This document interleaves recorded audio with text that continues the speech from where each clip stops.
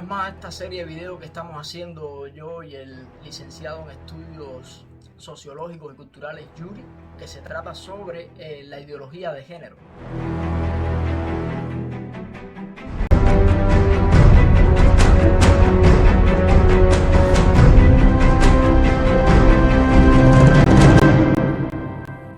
Gloria a Dios, Dios te bendiga.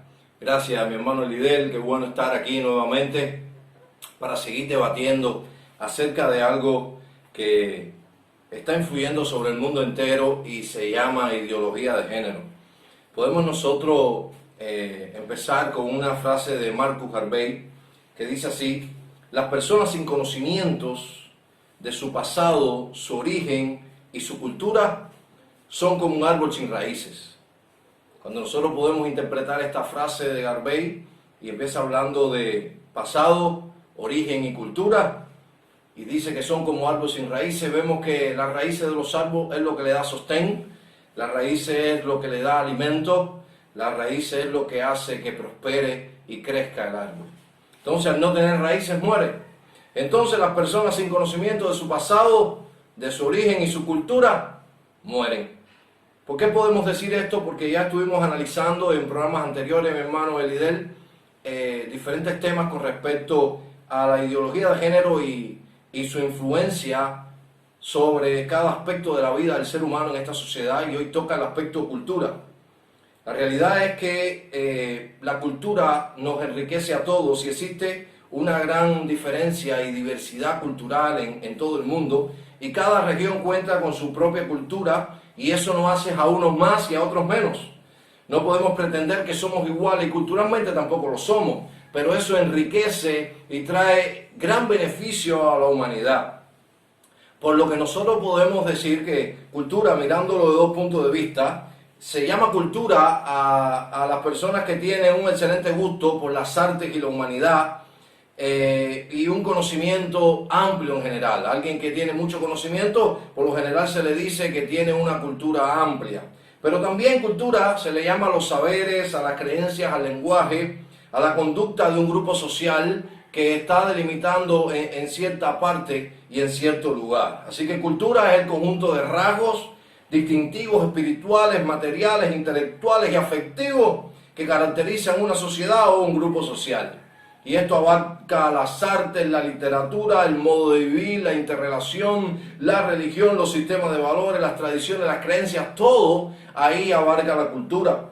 Y la UNESCO ha declarado algunos lugares del mundo, ciertos lugares como lugares patrimonio de la humanidad, producto de su cultura. Ahora, nosotros sabemos que la ideología de género intenta poner al ser humano como una construcción cultural. Y decimos, bueno, y la cultura que dice el ser que predica o que expone la ideología de género tendrá algo que ver con la cultura de las naciones, y es todo lo contrario. La ideología de género también intenta deconstruir y desnaturalizar todo lo que tenga que ver con las culturas de las naciones, implementando su propia cultura e imponiendo su propia manera de ver la cultura. La belleza cultural que tiene cada país es lo que aporta a cada uno de nosotros para ver qué precioso es la cultura en todo el mundo, y nos hace y nos fortalece. Aleluya, qué bueno. Mira, yo quisiera poderle citar la clausura del 10º encuentro de intelectuales en Caracas, refiriéndose a la manera de establecer y sostener la revolución. En este caso está hablando en Venezuela.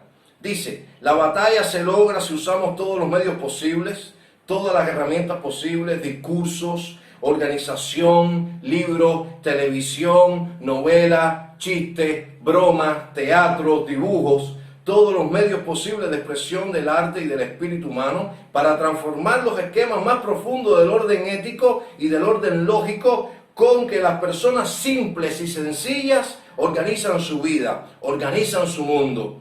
Este es el gran reto de esta revolución. ¿Y por qué hacemos alusión a esto? Recordemos que en programas anteriores, en el primer programa, nosotros pudimos ver allí en el programa de conceptualización qué era lo que intentaba hacer la ideología de género basado en el programa de acción de ellos. Lo primero que nosotros pudimos ver es que la primera etapa de la ideología de género podemos definir que fue la definición y redefinición de conceptos y sistemas de enfrentamiento, y allí empieza a darle matiz a todo lo que estaba buscando la ideología de género con sus principales exponentes, Simone de Beauvoir, Monique Wittig y los demás. La segunda etapa fue la promoción ideológica, y en la promoción ideológica va incluido esto que nosotros estamos denominando ahora como el proceso cultural de cada nación, que donde va novelas, películas infantiles, teatro, música, todo dado a la ideología de género para darle una promoción ideológica ligada a la estigmatización ofensiva del medio. Aquel que no está de acuerdo, que no esté a favor con esta manera de pensar, entonces alcanza los epítetos de homofóbico, retrógrado y todo lo demás que ellos han querido acusar a todo aquel que tenga la libertad de expresarse de una manera libre. Pero la tercera etapa es la acción legislativa. La acción legislativa es donde a través del gobierno intentan imponer las leyes que el pueblo en general, las naciones en general, tienen que obedecer y cumplir. Y aquí vemos, cuando nosotros estamos viendo las etapas y cómo está implementando la ideología de género y cómo lo quiere hacer, aquí vemos entonces los intelectuales en Caracas diciendo cómo ellos tienen que poner todo el medio cultural para poder hacerlo. Dice, y este es el gran reto de la revolución. Entonces, cuando nosotros vemos aquí que políticamente la ideología de género quiere, con una acción legislativa mediante los gobiernos, imponer, nosotros podemos ver que si el gobierno quiere imponer todo en función de hacerlo y la ideología de género está actuando, influyendo sobre la manera de pensar a través del gobierno, entonces podemos hablar de lo mismo, que culturalmente van a poner todo en función de pro-ideología de género obligatorio en todo el mundo. Recordemos el concepto de ideología de género, que son ideas que evaden y minorizan criterios científicos, presentando al ser humano como un sujeto voluble, dependiente de la autopercepción. Esta es la dictadura del pensamiento, es la obligación anticientífica e inhumana del interés personal. Y ahora, ¿cómo nosotros podemos ver esto culturalmente hablando? Podemos ver cómo quieren influir políticamente dentro de la cultura, utilizando el gobierno, utilizando todas las leyes gubernamentales, quieren quitar la manera como expresan sencilla de vivir del ser humano para poner e introducir las pautas de un nuevo orden lógico según la ideología de género, desnaturalizando y desconstruyendo todo lo que está estructurado en el mundo hasta la fecha, dándolo por malo, dándolo por violento, dándolo porque no ha resuelto los problemas ninguno. Políticamente hablando, podemos ver la influencia sobre la cultura de los gobiernos y podemos ver la influencia de la ideología de género sobre los gobiernos que afectan la cultura. Y esto es lo que pretende esta ideología, buscar el apoyo político del gobierno y así influir sobre todos los sectores sociopolíticos y culturales. Aunque la ideología de género, contradiciendo la ciencia, pone al ser humano como un sujeto voluble y que solo se construye de preceptos culturales, y podemos decir, bueno, ¿serán desde los preceptos culturales de la nación? No. Aunque la ideología de género se levanta en contra de la familia, nosotros estamos buscando aquí cómo vemos una deconstrucción de la familia. Vemos la ideología de género siendo la cultura apoya a la familia. ¿Por qué? La única manera que nosotros tenemos para poder pasar de una generación a otra todo este acervo cultural que tenemos en las diferentes naciones es a través de la familia. Nosotros conocemos que los abuelos le cuentan a los hijos y los hijos le cuentan a los nietos, y así se va creando todo un cúmulo cultural en las naciones. Y así también pasa cuando nosotros miramos aquí, vemos cómo quieren imponer esta ficción de la minoría, deconstruyendo incluso la cultura de las naciones, deconstruyendo incluso la cultura de los países, para ello imponer su manera cultural de ver al ser humano. Ya no es hombre, mujer, sino es culturalmente lo que ellos están haciendo. ¿Y cómo lo logran? Lo logran en diversos sectores gubernamentales a través del cabildeo, mucho dinero que hay empleado detrás de todo esto, Y la verdad es que la ideología de género se levanta contra todo lo establecido y la cultura no queda lejos de ello. Estamos hablando de la cultura de las naciones, aquello que a nosotros nos define, algunos como cubanos, otros como europeos, otros como centroamericanos. Y muchos cierran los ojos a la verdad, a esta verdad científica, a esta verdad social, a esta verdad cultural, para establecer fantasías de la autopercepción. La ideología de género aquí, cuando quiere quitar y deconstruir la cultura existente para poner su propia cultura, negando incluso la cultura, que lo que está haciendo es aportando datos en la diferenciación sexual. Ya nosotros venimos aquí con una identidad sexual dada desde el momento de la gestación. XY varón, XX hembra, pero socialmente también nuestra identidad sexual se reafirma culturalmente. Y es lo que hace la cultura. Desde el ámbito cultural, cada cultura externaliza distintamente, culturalmente hablando, al hombre y a la mujer. El pelo, la ropa, los aretes, los pendientes, como le llaman en otros lugares, zarcillos, anillos, colores en la cara, diferentes tipos de maquillaje, diferentes tipos de atuendos, y eso está bien establecido culturalmente para hombres y para mujeres, pero la ideología de género quiere cambiar todo esto. Y es aquí donde nosotros tenemos que llegar y ver algunos ejemplos para nosotros poderlo entender. Por ejemplo, existen ya en muchas naciones del mundo, en las escuelas, que quieren imponer un uniforme que sea unisex, no sexuado.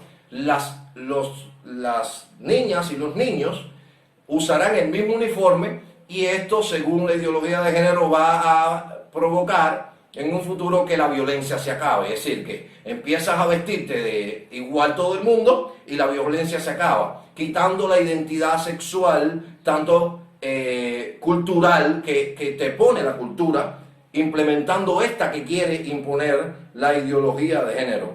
Ahora, ¿qué pasa con esto? Nosotros sabemos que hoy la ideología de género lucha y pelea para que se reconozcan a las mujeres falsas, hombres que se autoperciben mujeres, para que participen en certámenes de belleza que no les pertenece, para que compitan en deportes contra mujeres, hombres compitiendo contra mujeres porque se autoperciben mujeres, y la ideología de género se impone bajo propósitos políticos para esta implementación autoritaria. Y como estamos mirando desde pequeños, cambiándole la ropa, pero ¿tendrá algo que ver la ropa? Miren, yo les voy a poner un ejemplo.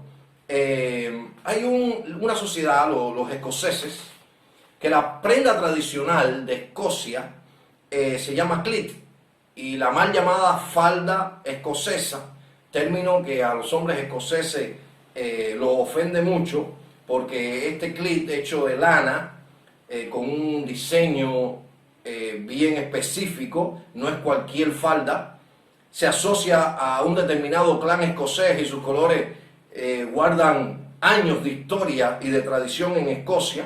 Cleat que se le entrega a muy temprana edad a los hombres, a los jóvenes, en Escocia, y solamente se utilizan en momentos especiales, en bodas, en bautizos, en comuniones, en alguna ceremonia.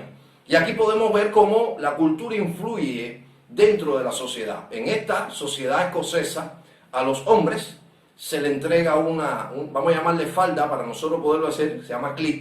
Se le enseña su cleat, su falda, pero no lo hacen con un significado homosexual, y no lo hacen con un significado de querer cambiar nada culturalmente, sino es que a los hombres en este lugar se le entrega.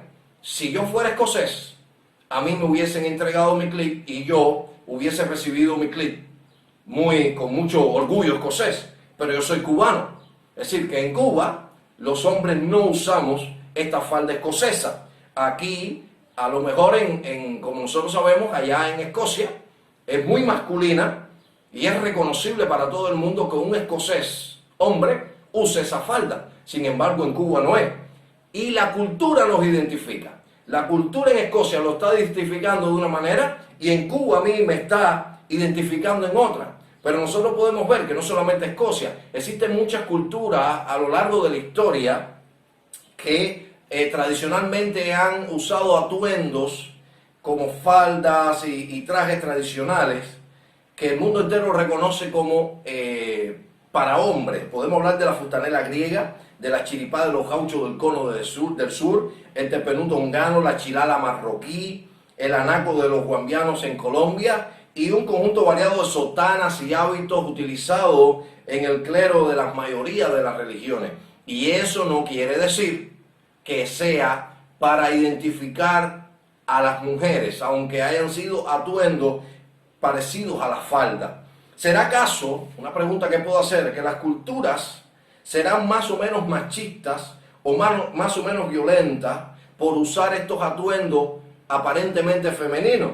La realidad es que esto no tiene que ver nada respecto a ello, pero aquí vemos la ideología de género implementando, desconstruyendo, desnaturalizando las culturas de los países, implementando lo que ellos quieren, diciendo que si le cambiamos la ropa, entonces van a pensar diferente y va a ser la sociedad menos violenta. Y vemos cómo atacando ideología de género, atacando directamente las culturas que enriquece y a cada país y nos hace a cada uno.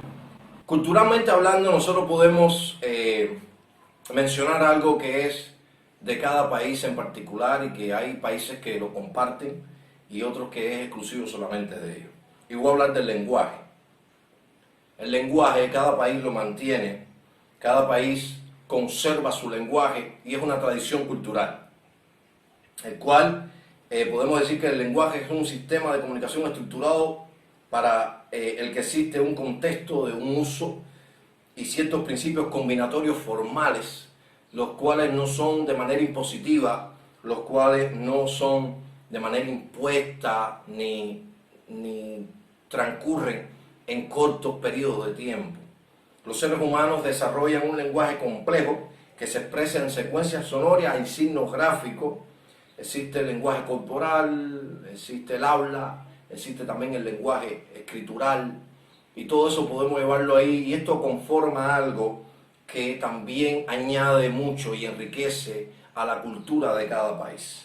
Y aquí vemos a la ideología de género haciendo un gran aporte cultural al lenguaje, algo llamándolo lenguaje inclusivo. Primeramente, las feministas se sienten muy atacadas porque ellas no son incluidas dentro del lenguaje. Y lo primero que aparece es aquí la inclusión del lenguaje, diciendo, cuando nosotros sabemos que existe un lenguaje genérico, un masculino genérico, que incluye a todo el mundo. Eso no es un invento de los hombres, así funciona, ya ha funcionado a nivel internacional, y estoy hablando del español. En el español, el masculino, cuando digo los hombres aquí presentes, los compañeros, yo me estoy refiriendo a todos los que están. Sin embargo, las mujeres se han sentido algo excluidas de ello, y la UNESCO sugirió hace años ya no llamar los niños para referirse a niños y niñas, sino decir los niños y las niñas. Y entonces de ahí empieza a partir algo donde también la mujer empieza, cuando uno va a hablar y va a presentar algo, tiene que decir así: los trabajadores y las trabajadoras, los doctores y las doctoras, porque cuando se dice los doctores, las mujeres empiezan a decir que están siendo marginadas. Pero esto no queda aquí. Esto también existe el grupo LGTB que se han sentido extremadamente ofendidos, y para cumplir los caprichos de la autopercepción de este grupo también, la ideología de género ha influido de una manera directa. Déjeme leerle porque a veces me confundo. La frase, por ejemplo, empezamos aquí, yo le puedo decir: queridos amigos, ahora estamos todos representados. Está mal. Aquí se levanta el movimiento feminista y dice, está hablando solamente de los hombres. Entonces tengo que decir, queridos amigos y amigas, estamos todas y todos representados y representadas en este lugar. Pero llegan los LGTB y dice, eso está mal porque a mí me están excluyendo. Y vemos a esta generación de cristal que todo lo ofende. Incluso el lenguaje lo ofende, su sexo lo ofende. Entonces hay que poner entonces así para incluir a todo el mundo. Queridos amigues, ahora sí todos estamos representados en este lugar. Hermano, esto es un gran problema y una gran situación. Hasta aquí ha llegado. Hasta aquí ha llegado porque los expositores del movimiento LGTB acusan que hay un lenguaje binario que solamente se refiere a los hombres y a las mujeres. Pero es que solamente existen dos sexos, varón y hembra, no existe un tercer sexo. Pero aquí el problema entonces es que ellos dicen que hay que cambiar el lenguaje para que también se erradique la violencia. Porque el lenguaje en sí es violento. Y producto de la violencia del lenguaje es que existe todo esto.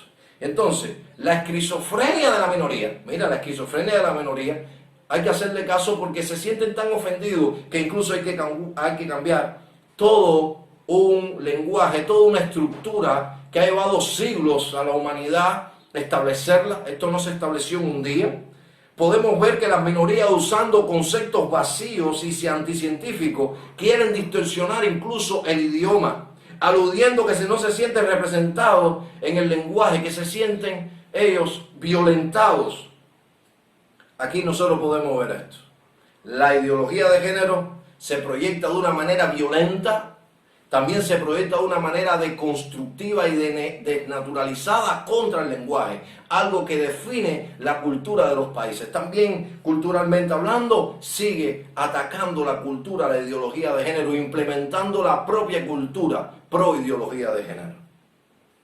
Nosotros cuando empezamos a mirar esto y nos vemos en este escenario en el cual estamos viviendo, aquellos que no se sienten representados, aquellos que se sienten aludidos, que se sienten ofendidos, agredidos, violentados, el lenguaje en sí no tiene sexo. Nosotros podemos decir el árbol, el uniforme, el avión, y gramaticalmente, el género gramatical es masculino. Pero yo nunca he visto un árbol con pene ni un avión con pene. Eso no está diciendo que tenga sexo en sí. Podemos decir la mesa, la silla, las estrellas, y como termina en A en español, esto indica femenino. Pero esto no quiere decir que las estrellas o la mesa tenga vagina, eso no quiere decirlo. Pero entonces se ha llegado a una hipersexualización tanto en todos los sentidos que todo lo quieren sexualizar. Y las palabras tienen género, no tienen sexo. Y ahora bien, nosotros podemos ver cuando uno lo mira así y analizando tantos lenguajes en el mundo, existen lenguas que no tienen género en sí. Podemos hablar del árabe clásico, del turco, del chino, el japonés, el coreano. Y ahora la pregunta, ¿y estas sociedades serán mucho mejores o peores, más violentas o menos violentas por no tener género dentro de su lenguaje? Sabemos que no, que muchas de estas sociedades son tan machistas o tan igualitarias según sea la sociedad y no sé, según sean sus palabras ni sea el lenguaje. Si fuera esto cierto, que tener un lenguaje inclusivo y asexuado ya radica el problema, entonces estas sociedades serían el ejemplo para toda la sociedad del mundo, y sabemos que no es así tampoco. Las palabras gramaticalmente, algunas que son femeninas, envuelven a todas las personas del mundo. Y ya lo estoy diciendo, cuando decimos todas las personas de la humanidad, yo nunca he visto un hombre heterosexual ofendido porque le digan usted pertenece a todas las personas de la humanidad, aunque todas sea femenino, persona sea femenino y humanidad también sea femenino. Cuando uno expresa la víctima del caso es Pedro, no está diciendo que víctima, aunque termine en A, sea el sexo de Pedro. Pedro es hombre. Y aquí nosotros podemos ver que qué tan atrofiado y qué tan errado y qué tan, se puede decir, autoritario quiere ser la ideología de género frente a la cultura y en este caso frente al lenguaje. Nosotros podemos llegar aquí y decir qué es lo que está pasando en estos momentos, por qué muchos están cerrando sus ojos a una realidad tan clara y haciéndole oídos a una minoría que lo que quiere es imponer su criterio fantasioso. Por ejemplo, en ruso, abuelito, abuelo, dieduska, termina en A, y no está hablando de una mujer, está hablando de un hombre. Muchina, hombre, muchina, termina en A, y tampoco está hablando de una mujer, porque las palabras en sí no tienen nada que ver con lo que le está pasando por la cabeza a los defensores de la ideología de género. Aquí Hay que entender, porque la verdad es que no quieren entender, hay que entenderlo, que bajo un capricho ideológico quieren quitar todo un lenguaje y transformarlo más allá de una perspectiva sexual. Ahora, ¿y esto por qué estarán tan interesados en el lenguaje? El problema es que el lenguaje tiene una influencia directa en la educación. Y a medida que esto vaya imponiéndose, el lenguaje se vaya imponiendo, entonces la educación también tiene que ir cambiando. Imagínense en las escuelas, nuestros hijos estudiando y después no van a poder ni tener comunicación dentro de la casa porque el español no se va a poder entender. Miren, yo he tenido la oportunidad de compartir con mexicanos, con costarricenses, con hondureños, con panameños, con españoles, y todos hablamos el mismo idioma, todos hablamos español. Esa es la base, ¿no? Sin embargo, dentro de cada nación, culturalmente hablando, existen sus especificidades dentro del idioma. Tuve la oportunidad de hace 2 años ir a la ciudad de Panamá a compartir diferentes talleres con respecto a la Biblia.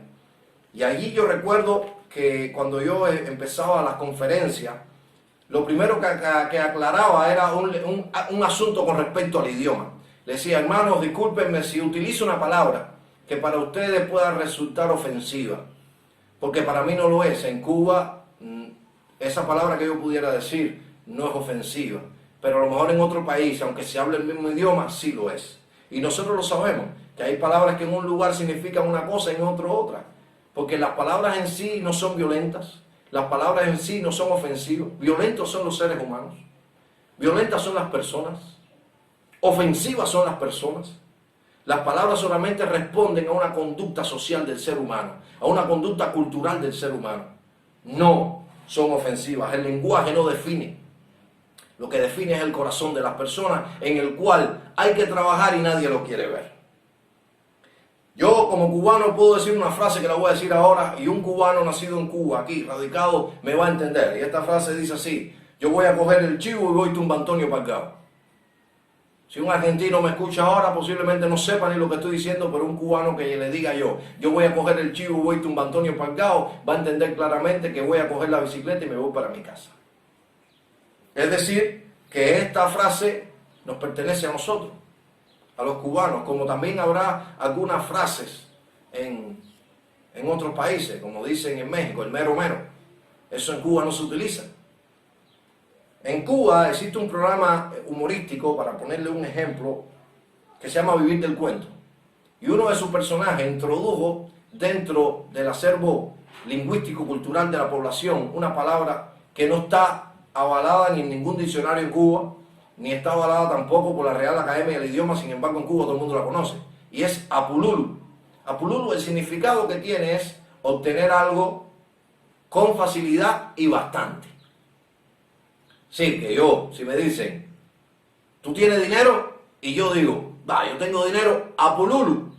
Eso significa que yo tengo bastante dinero y lo consigo de forma fácil. Eso no lo entiende nadie. Pero ahora, ¿cómo eso fue creciendo dentro de la sociedad? No fue de una manera impuesta. Eso fue pasando de boca en boca y todo el mundo lo fue diciendo, al punto de que ya cuando tú dices eso, todo el mundo conoce lo que se está hablando. Existe un gran problema, que lo que quieren hacer ahora es la imposición del lenguaje, algo que está errado totalmente, porque el lenguaje no se impone. El lenguaje crece todo el tiempo. Existen palabras que caen en desuso, pero no significa que mueran, porque existen. Y hay otras que se añaden, y no significa que sean las mejores, sino que se van añadiendo. El lenguaje va en un constante movimiento. El gran problema que hoy podemos vivir es que el Estado, que los gobiernos se hagan eco de esta locura, que los estados y los gobiernos se hagan eco de esta dictadura del pensamiento, donde obliguen a las personas incluso a hablar como la ideología de género quieren que hablen, para que alguien no se sienta ofendido. Y entonces la gran mayoría no se puede sentir ofendido de que nos cambien el idioma. Existen países que ya están tomando represalias con respecto a ello, donde si tú utilizas el artículo de una persona que se autopercibe diferente, si tú lo utilizas puedes ir preso, puedes pagar una multa. porque no has utilizado los términos correctos que esa persona se autopercibe y quiere de que lo traten. Lo más triste es que existen muchos que piensan que esto es la evolución lingüística. Sin embargo, nosotros podemos dar la conclusión que esto es el capricho de una minoría sobre la mayoría. Y hay otros que para mantener su estatus van a favor de la corriente de esto que está sucediendo.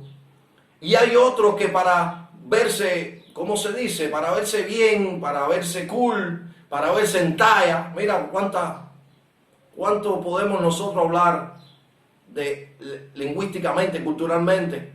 Lo apoyan. Y eso para mí es cobardía y oportunismo. No defender las cosas que uno cree y por ir con la corriente no se para y decir, yo también me siento ofendido de que quieran cambiar el lenguaje. ¿Y esto cómo puede ser posible que vaya sucediendo cuando tú empiezas ahí a buscar lenguaje inclusivo? Ya esto va siendo la revolución del lenguaje inclusivo. Y aquel que no comparte el lenguaje inclusivo ya es tildado de homofóbico, de retrógrado, ya es tildado de cuanto epíteto desfavorable contra el ser humano. Y es donde están cayendo allí en una vergüenza social. Ya se están encargando de hacerlo todo muy vergonzoso y cuando tú estás hablando, llegan personas que dicen, no, es que yo lo expreso para que no me digan homofóbico. No, es que no somos homofóbicos. El problema es que solamente estamos yendo a favor de la ciencia, estamos yendo a favor de la cultura, estamos yendo a favor de la sociedad. No es homofobia. Los gobiernos son los que determinan políticamente lo que es correcto y políticamente se define si políticamente se define que es correcto la utilización del lenguaje, entonces vamos a estar cayendo en un contrapunteo grande socialmente y culturalmente hablando. Entonces allí vemos un gobierno que dice que políticamente es correcto el lenguaje inclusivo y el que no lo haga entonces es un infractor, un delincuente, un violador de las leyes del gobierno y el que no lo cumpla le cabe una sanción. Ahora vamos a decir, ¿quién define lo correcto? ¿Correcto para quién? ¿Correcto para qué? ¿Qué es lo correcto? Esto que nosotros podemos decir y caer en redefinición de concepto con respecto a lo correcto, podemos ver que lo correcto es para alcanzar ciertos intereses que representan a una guerra correcta. Políticamente correcto no significa que sea bueno ni que sea lo mejor. No significa justicia. Políticamente correcto no significa que sea la opinión popular ni el bienestar general. Muchas veces políticamente correcto significa represión para lo que es real. Significa correcto con respecto a un interés político, ideológico en ese momento y en esa realidad. Y lo que era políticamente correcto hoy no lo es, y lo que es hoy mañana no lo va a ser, porque el gobierno es que tiene en sus manos todos los mecanismos para ejercer coercitivamente lo que es políticamente correcto. Y aquí vemos a la ideología de género haciendo cabildeo sobre grupos gubernamentales para imponer el lenguaje inclusivo, para imponer la ideología de género, para imponer todo esto en la sociedad sobre nuestros hijos, para que sea políticamente correcto. Una persona que usa el masculino gramatical, lo único que está haciendo es usando su idioma, no está violando ninguna ley, porque él no creó el idioma. Y eso no te hace ni machista, ni feminista, ni homofóbico. Aunque existan personas que usen la lengua, que usen el lenguaje con violencia, que lo usen con odio, eso no significa que el lenguaje en sí sea violento. Entonces, cuando uno empieza a mirar la perspectiva de que el lenguaje es el malo y hay que cambiarlo, y el que no use el lenguaje que está imponiendo, que quiere imponer la ideología de género, es un violador de los derechos, es un violador de la ley, un infractor, un delincuente y merece que todo el peso de la ley caiga sobre él, entonces estamos cayendo en tremendo error, en un error de la humanidad, porque depende de quién lo usa y de qué manera lo está usando. Existen algunos que no soportan escucharse que se refiera a un hombre como el ente histórico de la humanidad, el hombre. Y ahí está, todos sabemos que que ahí incluyen hombres y mujeres. Sin embargo, yo no he visto nunca a un hombre que digan, tú perteneces a la humanidad y se ofenda por ello.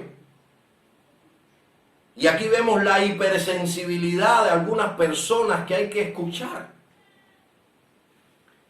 Y el derecho de los demás es la pregunta. Culturalmente la cultura va avanzando y mi derecho cultural a mantener la cultura de mi país donde está por imponer la manera de pensar de algunos que quieren introducir su capricho de forma violenta. Si el español hubiese sido machista, hubiese palabras que la hubiesen erradicado completamente. Persona, humanidad, todas esas palabras que terminan en términos femeninos la hubiesen erradicado. Sin embargo, está ahí. Cito las palabras de Mario Vargas Llosa, Premio Nobel de Literatura, en una entrevista concedida a Edgardo Livinov. Dicen las palabras de él: no podemos forzar el lenguaje desnaturalizándolo completamente por razones ideológicas. Eso no funciona así. Pues el lenguaje no funciona de esa manera. El lenguaje llamado lenguaje inclusivo es una especie de aberración dentro del lenguaje que no va a resolver el problema. Cuando nosotros estamos mirándolo así, recordemos cuál es la intención de la ideología de género, y también es de construir la cultura, desnaturalizar la cultura para imponer su propia cultura. Porque la ideología de género son ideas que evaden y minorizan criterios científicos, presentando al ser humano como un sujeto voluble, dependiente de la autopercepción, y esta es la dictadura del pensamiento, es la obligación anticientífica e inhumana del interés personal. Le pido que, como siempre le digo, busca, escudriña, busca la verdad, porque esta es la que te hace libre. Conocer la verdad es la que te hace libre. Nos vemos la próxima.